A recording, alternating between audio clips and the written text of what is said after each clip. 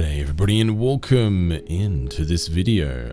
Bits of something different today. I am going to be putting together this Lego set for your entertainment. The McLaren MP4 and Ayrton Senna minifig.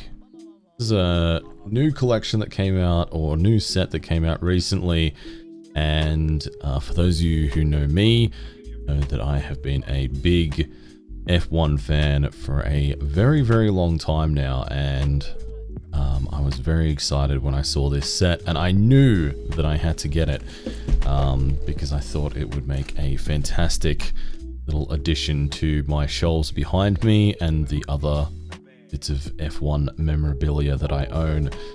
Comes with this little stand to display it with, which I think is fantastic, and I kind of wish that they'd done something similar for the other McLaren that Lego have put out recently that some of you may have seen. But yeah, so I'm going to put this together. Most of this will be fast forwarded, I believe, and then I'll just do some narration over the top, talking a bit about my experience building this after the fact, and also talking a bit about F1 and why I personally find it so interesting. And yeah, I hope you enjoy. If this is something that you do like, let me know, because that way, you know, I'll know to potentially consider doing more of this sort of thing in the future. Yeah, enjoy. I think the best place to start off this video is to talk a little bit first about why Lego would have decided to make this model in the first place, for those of you who may be unfamiliar with F1. And luckily the Lego instruction pamphlet comes with a beautiful few pages before it gets into the instructions that talks a bit about the context of this car, which I'll read for you now, and should hopefully give you a little bit of idea of why this is important to F1 fans. And for those of you who are already F1 fans, maybe you'll find this enjoyable as well. So, building a legend with 15 wins in 16 races, 15 pole positions, and leading in 1,003 out of 1,031 laps in the 1988 Formula One season, the McLaren MP4 made history as the most successful F1 car at the time. To this day, it remains as one of the most legendary racing cars of the 20th century. A collaborative design by McLaren and Honda, the MP4 was famously driven by two of the world's most talented drivers of their time, Ayrton Senna and Alain Prost. The two competed fiercely in every race, which resulted in thrilling spectacles for F1 fans. Amidst the fierce battles, Senna emerged triumphant, securing his first ever F1 championship, a testament to his remarkable talent and unwavering resolve.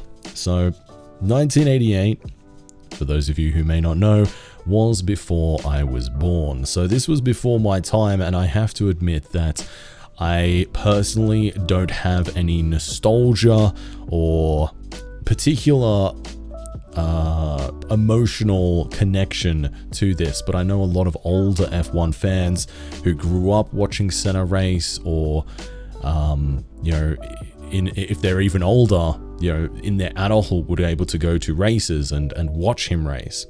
But the legend of Senna, and in particular the McLaren MP4, is something that I think almost every F1 fan has heard, and it has almost a mythical sort of status within the F1 fanhood, or the legacy of Ayrton Senna. The Brazilian racing legend Ayrton Senna was a prodigious talent and one of the most iconic drivers in F1 history. Senna's fierce determination and unmatched skill behind the wheel earned him 3 world championships, 1988, 1990, and 1991, and solidified his status as a true racing icon.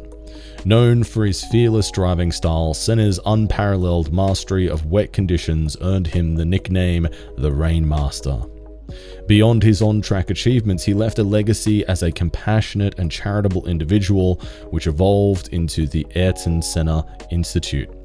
Since his passing in 1944, this organization has continued to fulfill his legacy, inspiring generations of drivers, fans, and enthusiasts alike, reaching out to over 35 million children, all in his name. So, for those of you who don't know, Ayrton Senna unfortunately tragically passed away during a race in Italy in 1994.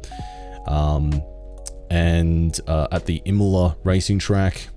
It is widely theorized, and if you go looking, you can find all kinds of breakdown videos and theory videos as what caused the crash in particular.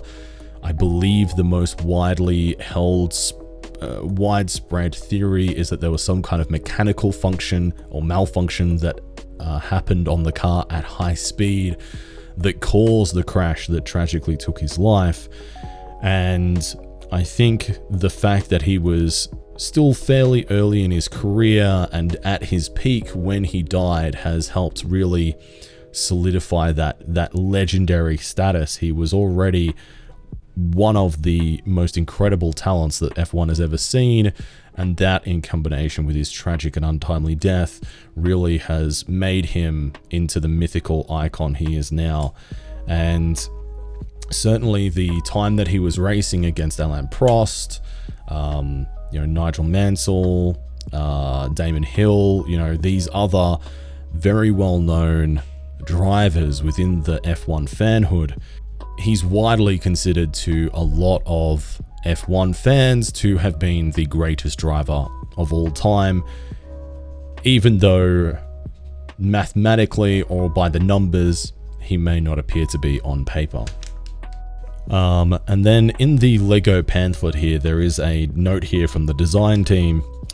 While working with the amazing McLaren team, we discovered that we shared at least one challenge when building Lego Formula 1 cars and the real-life versions. These cars are very close to the ground. Luckily, with the help of new wheels and suspension elements, we were able to design a chassis that clears the ground by a height of just 2 Lego plates. Today you can see the influence of the McLaren MP4 on modern racing cars, and the legacy of the MP4 is indelibly linked with the great Ayrton Senna, and so we are honoring him with his own minifigure on a winner's podium. Enjoy building and racing. So that's from Anne Healy, the Lego Icons model designer. And I have to say that for me, I grew up with both motorsport and Lego. So for me, building this was a real treat, and it's something that I've realistically only just started to recapture my interest and passion for, but my passion for motorsport has been an enduring one. And for me, in Australia, I grew up watching in particular the V8 supercars, or now supercars, and the classic battles of Ford versus Holden that were around in the the mid 90s, early 2000s. And I would go to races with one of my good friends who I grew up with to Mount Panorama in Bathurst, one of the classic races in Australia and is pretty well known internationally as well.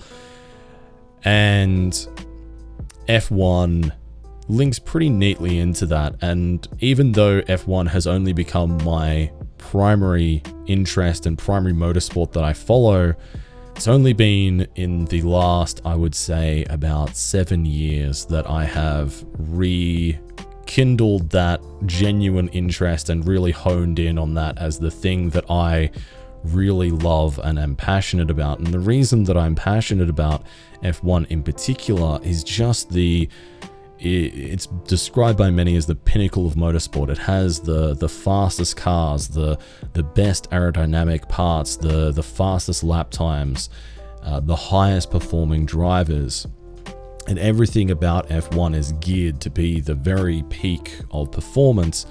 And one of the things that beyond just the racing on track and, you know, people driving around in a circle, that I find really interesting and fascinating is the fact that each manufacturer or each team in F1 is given a set of regulations, a recipe to build their own race car, and within that they are able to create a car that at a casual glance may look pretty much identical to most other cars in the category.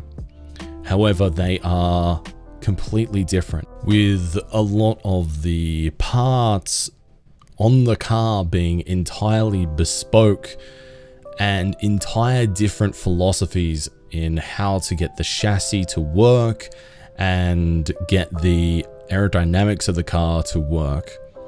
There is only very few components which are actually mandated and consistent across all of the cars on the grid. And despite all of these differences, the engine, the way that the aerodynamics function, the way that the chassis is built, the suspension philosophy, despite all of these hundreds and thousands of differences between the cars, they are so close to the peak of what human engineering can make within a regulation, that all of these cars are able to lap around most tracks between the first car and the last car around a second of each other. And sometimes that could be down to literally tenths of a second, hundredths of a second. It could even be identical times. Two entirely different cars over a 2-minute lap going as fast as they can with the driver working furiously behind the wheel. There can be no difference in lap time whatsoever, identical times put down, and that to me is just absolutely incredible. The engineering, just the sheer performance of these vehicles, I find absolutely fascinating. And along with that, also the drivers and the role that they play, the psychology, the interplay of the relationships, the strategy, like all of these aspects intertwine into why I personally find Formula One really, really interesting and entertaining as a sport and as a spectacle. And I have to say that I am very, very glad to see that over the last few years in particular, that F1 has had a resurgence of interest with things like Drive to Survive on Netflix, and you know, a lot more wider spread coverage on YouTube and on social media and things like that. And that has brought a lot more people into the fanhood. And I think that's awesome to see. It's nice to see that it's becoming more well-known, more mainstream, because I think when I was younger, even as a child, F1 kind of seemed like a bit of an old man's sport. Like, only you didn't really have too much of an interest. It was far more exciting to watch the V8 supercars, at least for me personally. But that perception, I think, has changed pretty dramatically. But overall, I have to say that this particular build, the McLaren MP4, was a lot of fun. I really enjoyed putting this together. It was definitely less daunting than the 2022 McLaren F1 car, the Technic one that I put together not too long ago. There's not a video for that, but you can see it in the background of my stream. It's a lot bigger, a lot more complex. It has almost a working combustion, well, not a working combustion engine, but a mechanically activated simulated combustion engine. It has working suspension. It has all kinds of cool stuff on it, but it is a lot more complex. So it's nowhere near as intricate as that. And that was a nice little palate cleanser for me to be able to throw that together and really just take an afternoon, a couple of hours to myself to put this together, put on a podcast and just listen to that and put this together and just kind of reflect on F1 and why I find it such a fantastic sport. Even though it is not the most complex set, I was pleasantly surprised by all of the little details. It does have the wheels on the front are able to turn, the wheels on the back, or the suspension, all that sort of stuff seems to work. Under the engine cover itself, Lego has gone to a great deal of effort to simulate a combustion engine sort of setup, which is pretty awesome to see. Even though that's not actually on display, the little mounting setup, despite being pretty bare bones, balances perfectly. So that's now going to sit up the top of my shelf behind me on stream. You'll be able to spot it in the background. And overall, I had a wonderful time putting this together. So yeah, thank you for watching this. And again, if you did enjoy this and you want to see more of this style of video, or if you have any kind of feedback whatsoever, let me know in the comments down below. Thanks for watching, and I'll catch you next time. Goodbye.